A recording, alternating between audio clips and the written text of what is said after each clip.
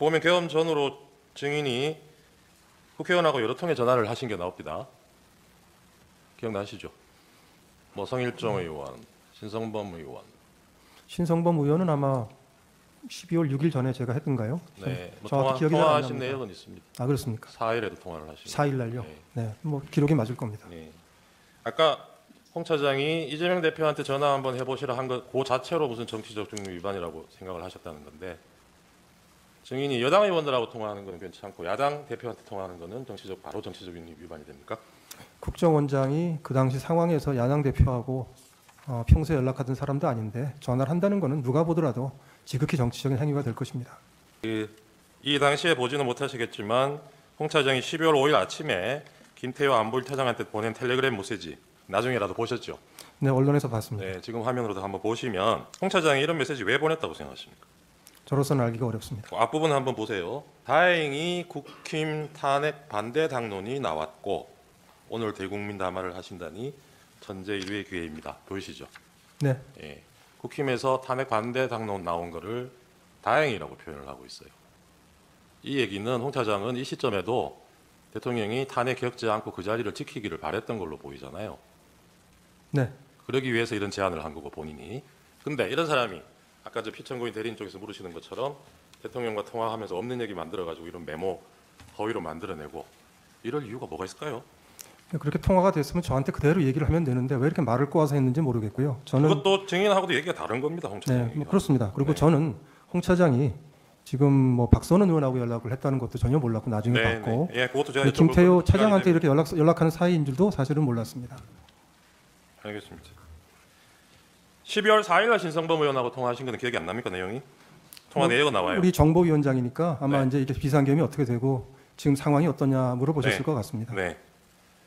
아, 그러면 그 전화 통화한 거하고 그 정보위의 간사인 박선원 의원이 국정원 차장하고 통화하는 거는 문제가 되고 그런 겁니까? 어떻게 된 건지 확인해 볼 수 있잖아요. 정보위원회 간사가 그날 밤에 누구랑 통화를 한다면 제 상식에는 기조실장하고 통화하는 게 맞습니다. 기조실장이 국회 담당이고 가장 자주 서로 만납니다. 네. 1차장한테 전화하는 거는 그 증인도 할 말씀하셨듯이 수는 있지만 조금 의아스러운 일입니다. 네, 뭐 그렇게 생각하신다니까 알겠습니다. 네, 뭐 제 생각입니다.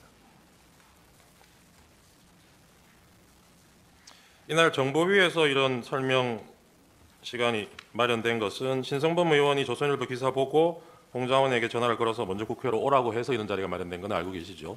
제가 신성범 위원장 전화했을 때 신 위원장은 저한테 홍장원 차장이 온다고 해서 오라고 했습니다라고 아, 했습니다. 그래요? 예. 나중에 보니까 또 다른 얘기 나온 거 물론 나중에는 봤습니다. 전화는 먼저 하기는 한 걸로 나와요. 통화 내역을 보면 신성범 의원이 홍 차장한테.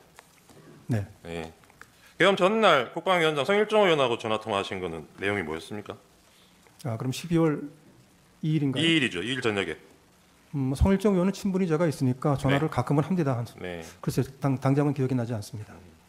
그러니까요. 이게 국정원의 정무직 고위공무원이 국방위원회하고 정보위원회 위원장이나 간사위원들하고 통화하는 게 아주 이상한 일은 아닌 것 같은데. 아주 이상한 일은 아니지만 그때 누구 한 사람을 찍어서 네. 박선원 간사가 물어본다면 기조실장이 더 자연스럽습니다. 성일종 의원하고는 계엄 당일에도 증인이 통화하신 걸로 나오네요.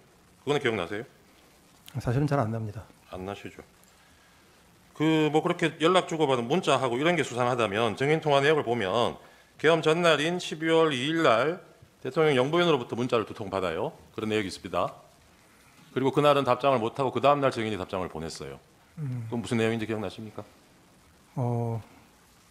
글쎄 금방 기억이 잘 안 납니다. 그런 내용을 이 민감한 시기에 주고받았다는 걸로 누가 의심을 하면 어떻게 답변하시겠어요? 결국 뭐가 남아 있으면 그걸 보시면 판단이 되지 않을까 싶습니다. 예. 근데 지금 증인은 남아 있는 것도 없는데 의심을 하셨잖아요. 무슨 말씀이신지 잘 아까 질문을 이해하지 못했습니다. 그 야당 의원하고 1차장하고 이 무렵에 연락 주고받은 게 이상하다고 의심을 그러니까 하셨잖아요. 12월 3일 밤 12시가 넘어서 계엄과 관련해서 네. 야당 정보위 간사가 연락을 한다면 제가 아니면 기조실장이 더 자연스러울 거라고 말씀드렸습니다. 그러니까요. 그렇게 접근을 하자면 계엄 전날, 당일날 영부인하고 문자 주고받은 거는 더 이상하지 않나요? 국정원장이 영부인하고 왜 문자 주고받습니까? 자주 있는 일은 아니었습니다. 예.